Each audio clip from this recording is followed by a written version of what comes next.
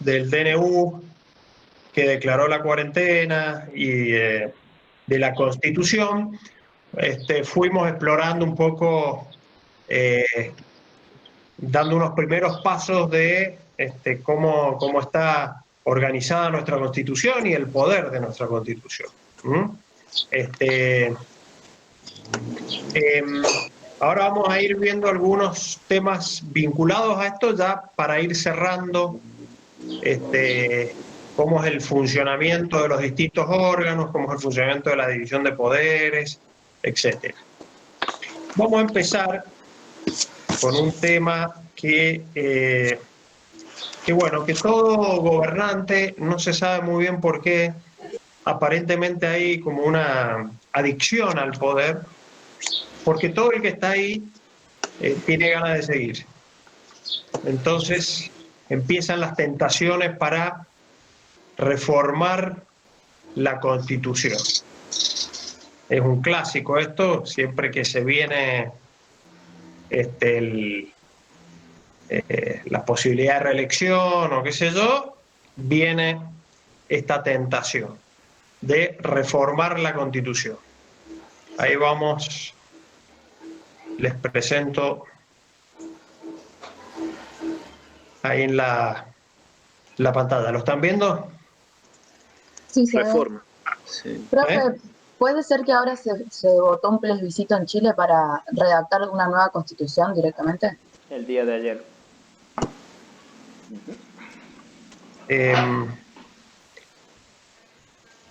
Me preguntan por Chile, no te escuché bien. Sí, decía que vi que ayer se había votado un plebiscito para ver si se redactaba una nueva constitución directamente, o sea, no reforma, sino una nueva. Perfecto, sí, sí. Bueno, esto es un proceso, charlamos un poquito de esto y volvemos a la placa. Muy buena tu pregunta, Inés. En Chile están pasando un proceso distinto a lo que vamos a ver ahora. Porque ellos tuvieron una constitución, luego que termina su gobierno de facto, el gobierno militar de Pinochet, tuvieron una constitución que tenían artículos y disposiciones impuestas de alguna manera por el gobierno militar, ¿sí? Entonces, su proceso de reforma está ajustado a un procedimiento impuesto en aquella Constitución. ¿Entendés? Entonces, ¿qué hay que hacer? Esto es lo que se llama el ejercicio del poder constituyente originario, que se da cuando vos dictás tu primera Constitución, como vimos el otro día nosotros, en 1853, fue en Argentina, o cuando hay un proceso revolucionario. Esto, lo que ha pasado en Chile, desde el punto de vista constitucional, es un proceso revolucionario. ¿Por qué? Porque nosotros estamos reformando o van a dictar una nueva constitución, no ajustándose a lo que dice la constitución actual, sino redactando una nueva, porque aquella constitución tenía todo un enrosque, digamos, toda una maraña de normas, de manera tal que fuera casi imposible reformar. Entonces, con algún sector que se oponga, no se puede reformar. Y de esa manera queda siempre establecida esta constitución, que fue la impuesta por un gobierno militar. Entonces había que hacer este proceso nuevo. Por eso este proceso realmente es nuevo, es innovador, porque está este primer plebiscito, donde se consulta a la gente si está de acuerdo en reformarla primero, y además cómo reformar. Ahí había dos preguntas más en ese plebiscito, que eran si querían una convención mixta, esto quiere decir si se elegían convencionales constituyentes y además seguían funcionando los legisladores como constituyentes, o directamente elegir una nueva convención constituyente para que se haga todo nuevo. Y eso es lo que eligió la gente.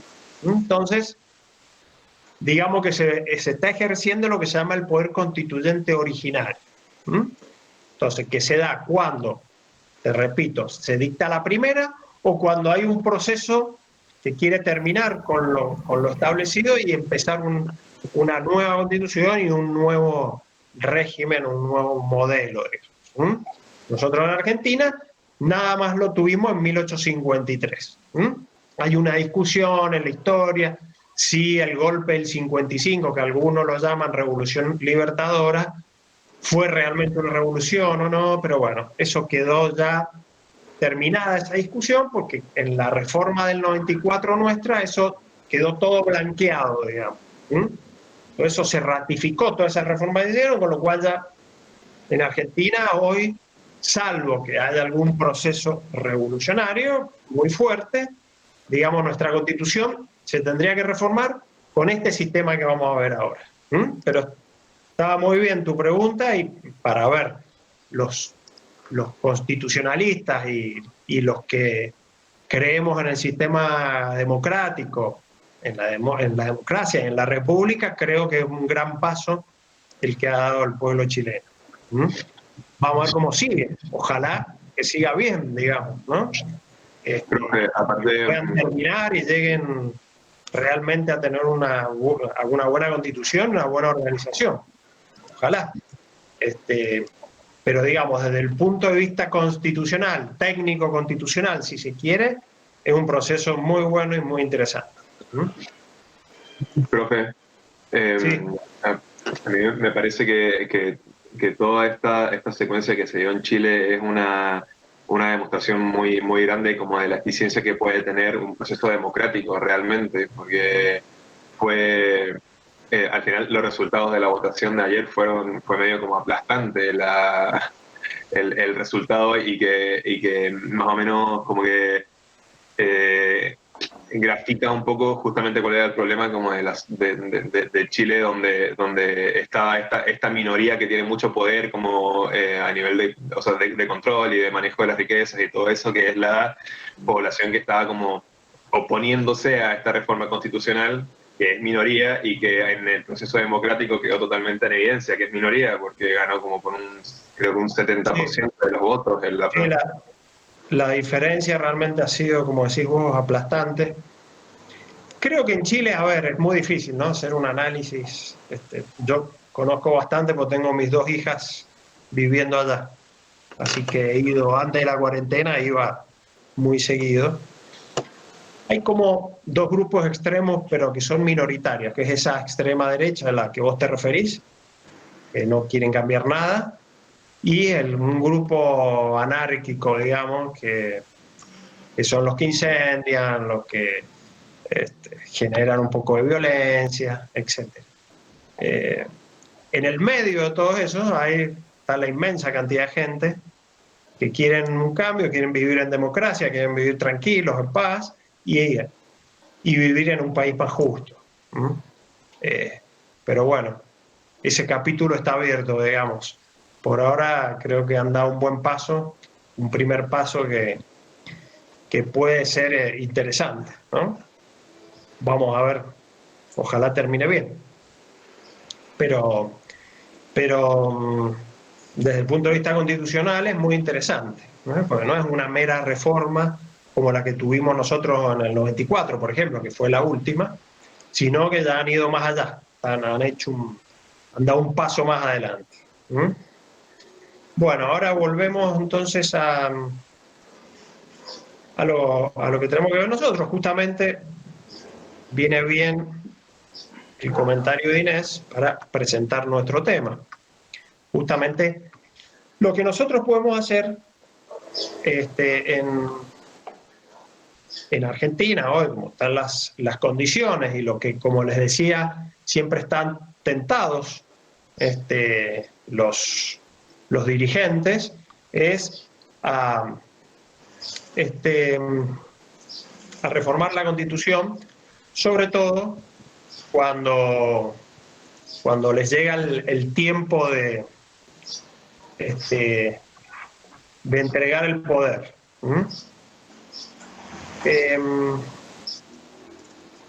Parece, perdón, se está viendo cortado la presentación, me parece. No sé si soy el único.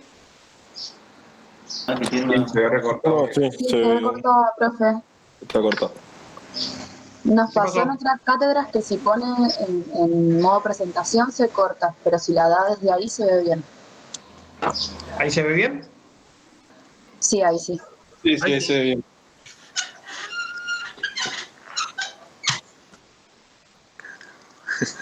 Ok.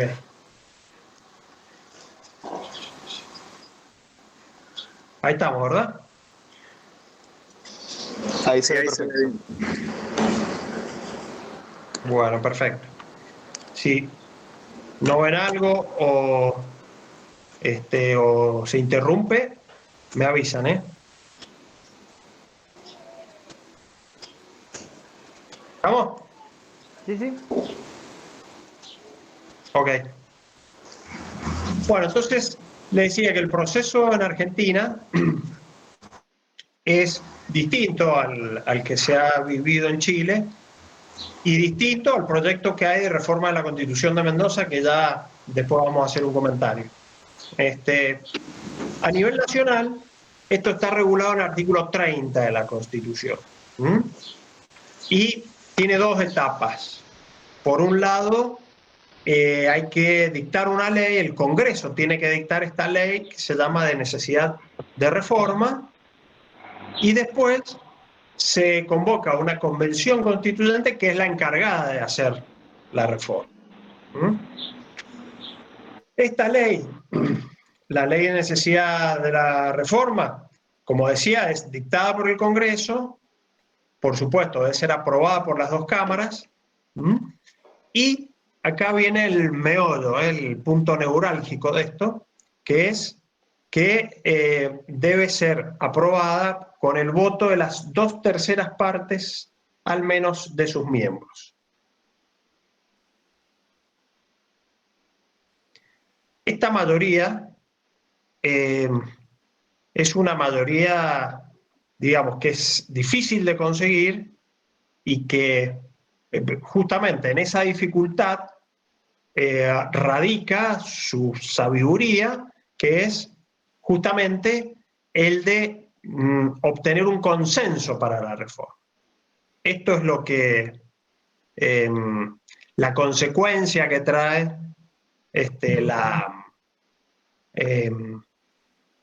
siguen entrando compañeros, la consecuencia de esta mayoría agravada que se llama, que es conseguir estos 2/3.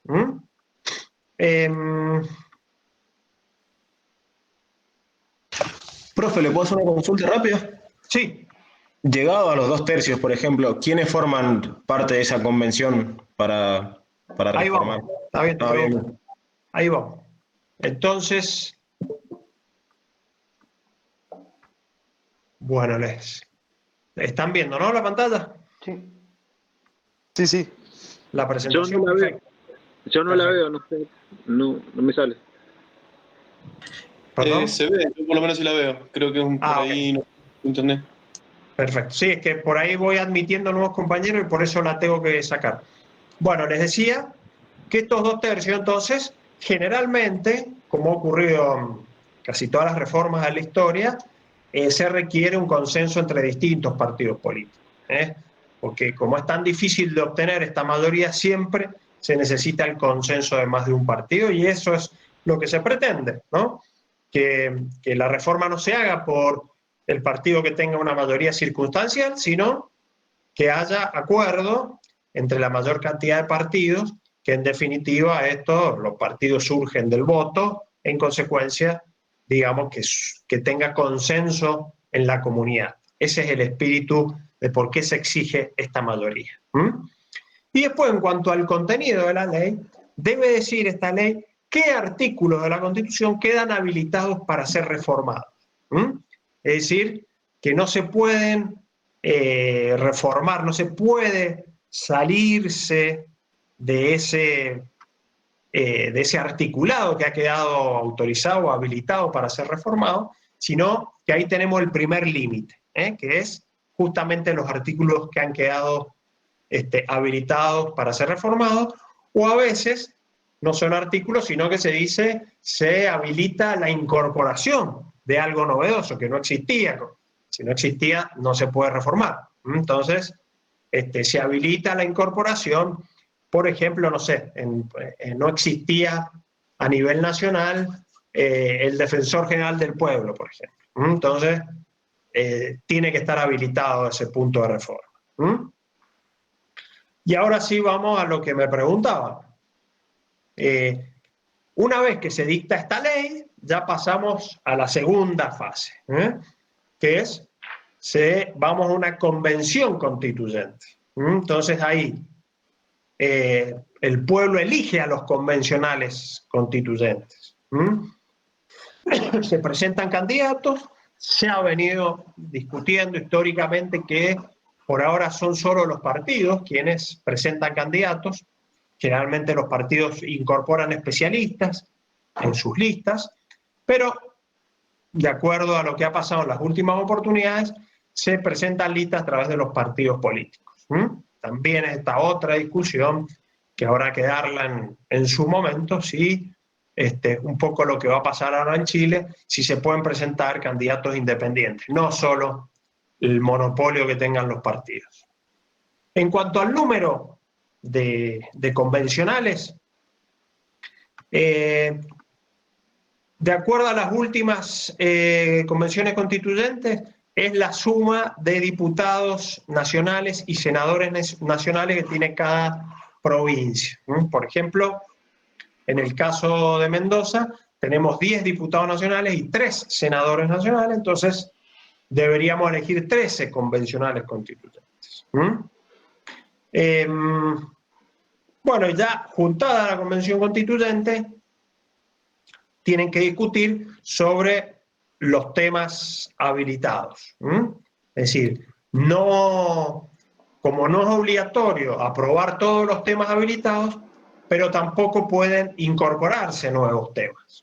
Es decir, ahí tienen un primer límite dado por la ley, que es que no pueden salirse de los temas habilitados. Bueno, una vez aprobados los temas, es jurado por la Convención Constituyente, luego publicado y entra en vigor, entra en vigencia entonces la reforma constitucional.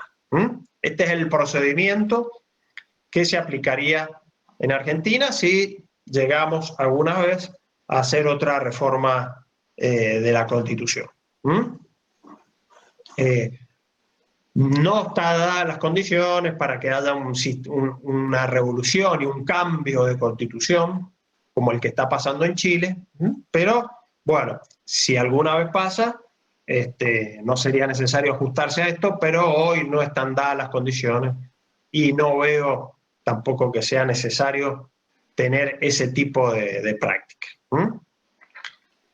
Bueno, respecto a la estructura de la Constitución, esto ya lo saben, lo pasamos un poco rápido, saben que está precedido por un preámbulo y dividido en dos partes, una parte dogmática y una parte orgánica. La parte dogmática están las declaraciones de derechos y garantías, otro capítulo de nuevos derechos, y en la parte orgánica está cómo está organizado el poder, las autoridades nacionales y las autoridades de provincia.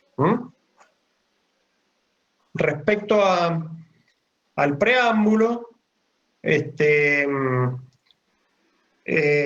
realidad hay una discusión si tiene utilidad, si no tiene utilidad, si es parte o no de la Constitución y si tiene vigencia, digamos. Lo que se ha aceptado en general es que sirve para interpretar las normas de la Constitución y sirve como un proyecto de gobierno, un proyecto futuro, pero digamos que no es ley en el sentido estricto de la palabra, sino que podría ser una herramienta para interpretar, que ha usado sobre todo en la postura de la Corte Suprema, para interpretar entonces la Constitución. Bueno.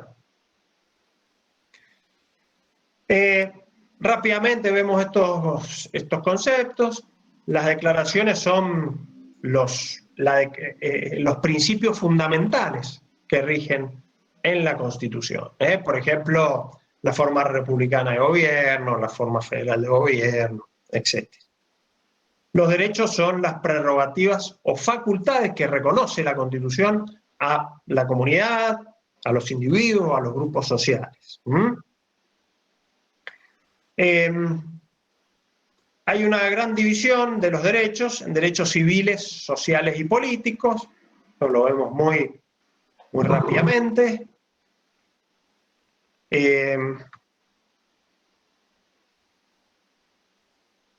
Un segundito.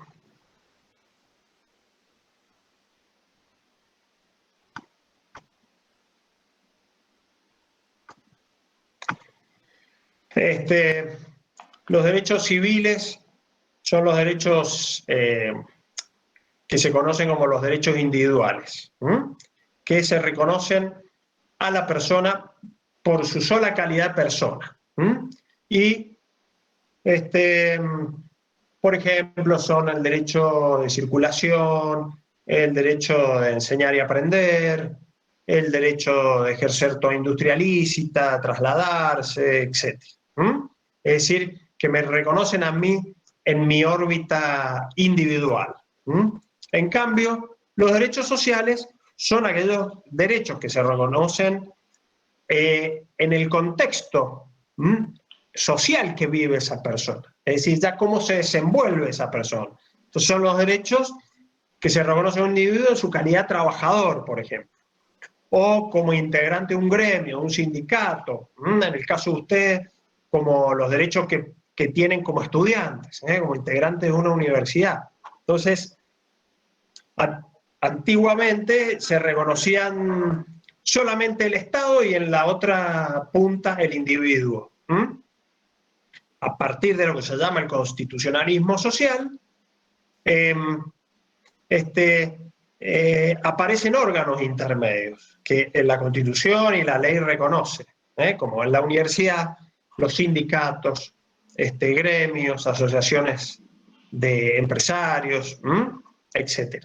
Entonces esto a su vez va reconociendo distintos derechos que son los derechos sociales, que se ven reflejados especialmente, que ustedes han empezado a ver, los derechos del trabajador, que vamos a ver a lo largo del año. Esto tiene su origen ahí y que son reconocidos a nivel constitucional para darle mayor fortaleza, para que esos derechos no puedan ser dejados sin efecto por un partido circunstancial, sino que tengan mayor fortaleza. Profe. Sí. Disculpe, no me queda claro bien qué es el constitucionalismo social. O sea, son perfecto. Distintos estratos. Sí, buenísimo tu pregunta. Bueno, mira, el constitucionalismo nace y es lo que, digamos, se conoce comúnmente como constitucionalismo clásico, que eso nace como una reacción contra las monarquías absolutas de Europa, sobre todo. Ustedes recordarán en la historia europea que después de la caída de Napoleón hay como un fortalecimiento de las monarquías y se retrae de alguna manera los principios que habían nacido en la Revolución Francesa. Pero esto tiene una rápida reacción y a fines del siglo XVIII se establecen estos principios del constitucionalismo clásico, que es, por un lado, ¿se acuerdan? El otro día vimos una constitución que sea suprema, que sea rígida, es decir, con este sistema de reforma, no que lo pueda reformar cualquiera, sino que fuera un sistema agravado de reforma, y además donde se reconocieran estos derechos individuales que vimos recién. Esto es el constitucionalismo clásico, una reacción frente a las monarquías absolutas, ¿sí? Pero en algunos aspectos se dieron cuenta que esto ya no era suficiente. Después de la Revolución Industrial se generan situaciones muy injustas donde aparecían los grandes empresarios, las grandes compañías en ese momento que estaban naciendo, y del otro lado estaba el individuo aislado, solo y muy indefenso. Entonces aparece todo un movimiento reconociendo estos derechos sociales, que son los derechos del trabajador, de los sindicatos, los gremios, etc. Para darle mayor solidez a estos derechos, se incorporan a las constituciones. Ese movimiento es el que se denomina constitucionalismo social, que es entonces darle mayor validez, mayor sustento a estos derechos que habían nacido por ley y que pasaron a tener un estrato o un estatus superior incorporándolo a las constituciones. De esta manera se garantiza mejor esos derechos. ¿Estamos? Hoy ya estamos en una tercera etapa. No los quiero complicar, solamente les cuento. Esto no tienen que saberlo, pero que se llaman derechos de tercera generación, que es, por ejemplo, el derecho de protección al medio ambiente, el derecho a los consumidores.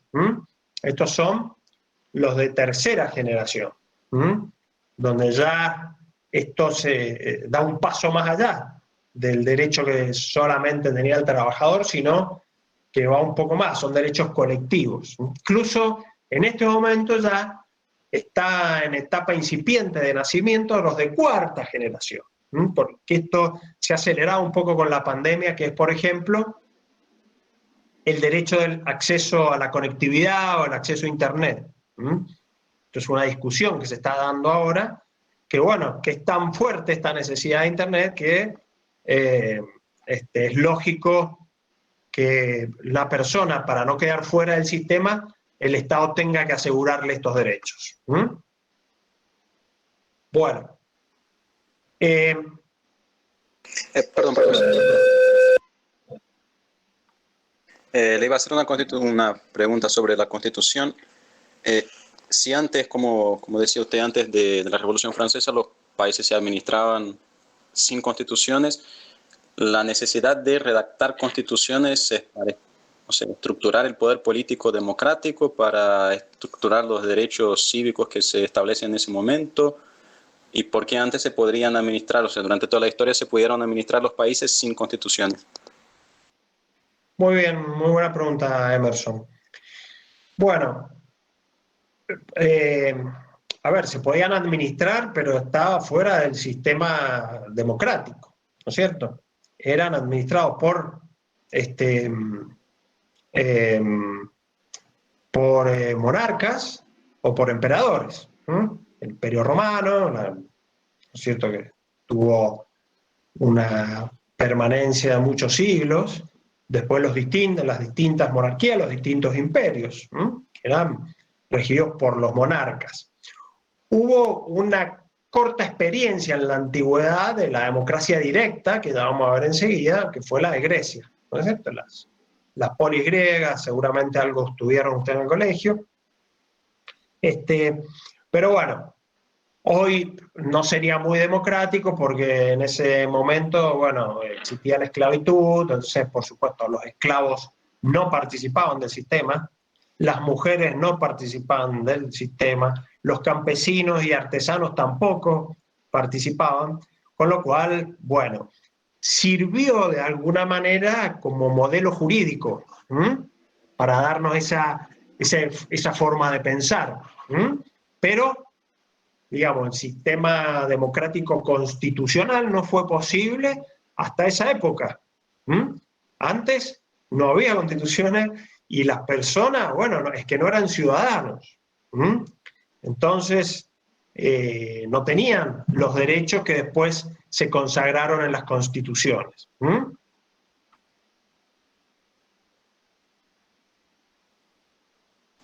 Claro, una pregunta, ¿el derecho romano tiene algo que se pueda comparar a la Constitución o no exactamente? Bien, muy buena tu pregunta.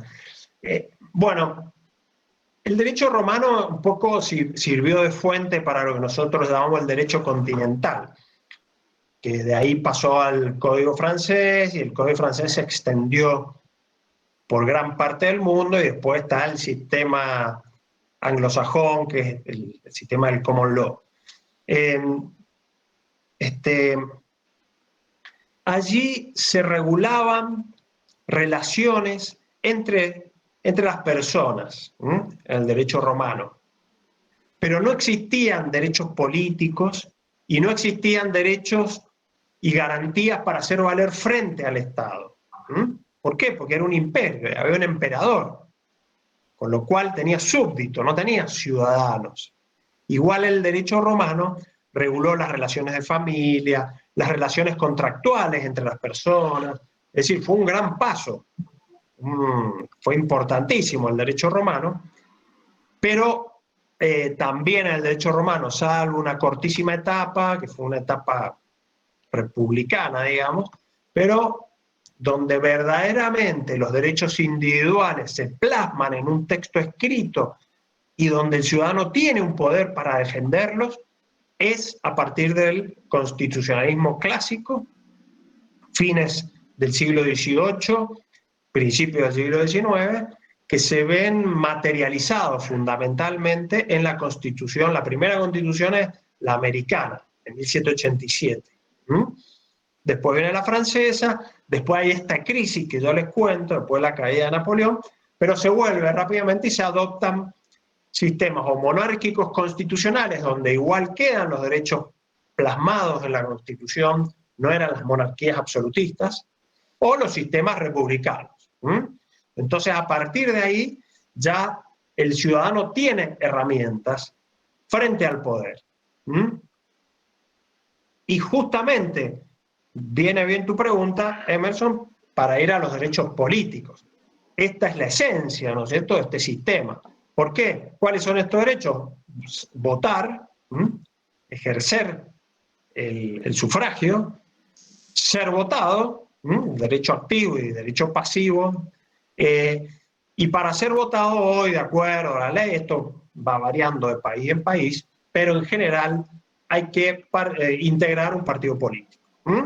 Y si no te gusta ningún partido político, si vos querés participar de la vida pública, tenés la posibilidad de fundar uno, crear uno. Hay una nueva corriente que lo que pretende es que se puedan presentar candidatos independientes o que sea más sencilla la formación de partidos. Pero esta es la forma de participar.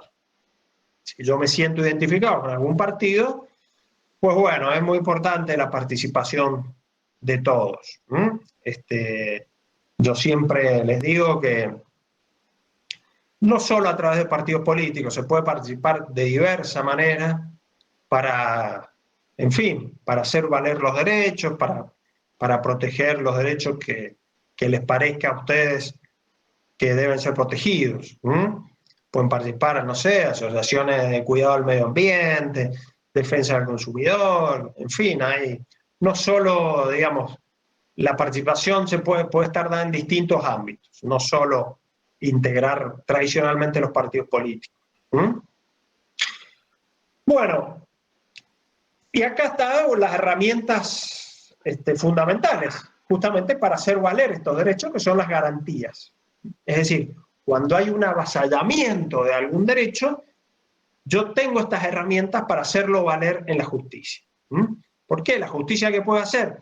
Si esta violación, esta vulneración de un derecho viene por parte del Estado, puedo ir a la justicia y plantear, ¿no es cierto?, una garantía para que se me proteja ese derecho. Esta garantía puede ser, las más conocidas son el habeas corpus y el amparo, pero también se considera garantía lo que llamamos el debido proceso. Es decir, esto que nos asegura que nosotros vayamos a la justicia y esta justicia sea imparcial. Entonces, que haya un órgano, que ese órgano esté designado en la forma que establece la Constitución, que ahí yo pueda presentar mis reclamos, pueda ofrecer mi prueba y que una vez que se dicte sentencia, que esa sentencia se ajuste a la ley y a las pruebas. Y después el Estado va a tener la... Creo que... ¿Perdimos al profe?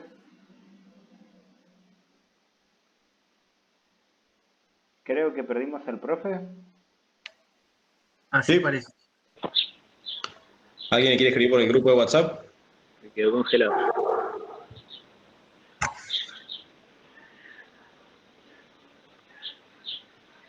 Sí.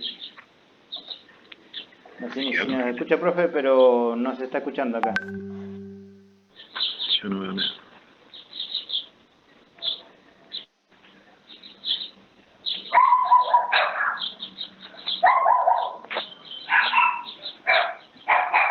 Hola. No sé qué pasó, que se cortó. Ahora lo veo como duplicado, profe. Ahí desapareció. Ahí está, hola, profe. Hola. Se cortó totalmente. ¿Se cortó? ¿Me desaparecí? ¿No se escuchó lo que dije? Nada. Nada. No, el último Menos mal, porque dije algo inapropiado para... Después que lo dije, no, pensé que me estaban mirando. No está grabado, Bueno. no quedó grabado, tranquilo. Menos mal. Bueno, entonces, como les decía, sí, a ver, vamos a presentar de nuevo. Está accidentado el día de hoy. Bueno, ahí lo ven, ¿no?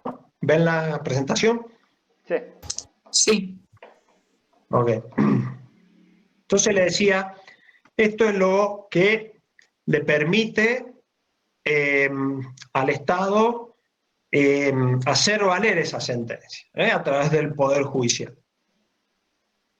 Y a nosotros nos garantiza que un juez designado de la manera que indica la Constitución va a ser quien va a dictar una sentencia que tiene que ajustarse a la ley y a las pruebas. Esta es la manera que nosotros tenemos de garantizar nuestros derechos. Y después les decía, hay dos garantías especiales de emergencia, que es el habeas corpus, que es para la libertad, para proteger la libertad física. Si una persona es mal detenida,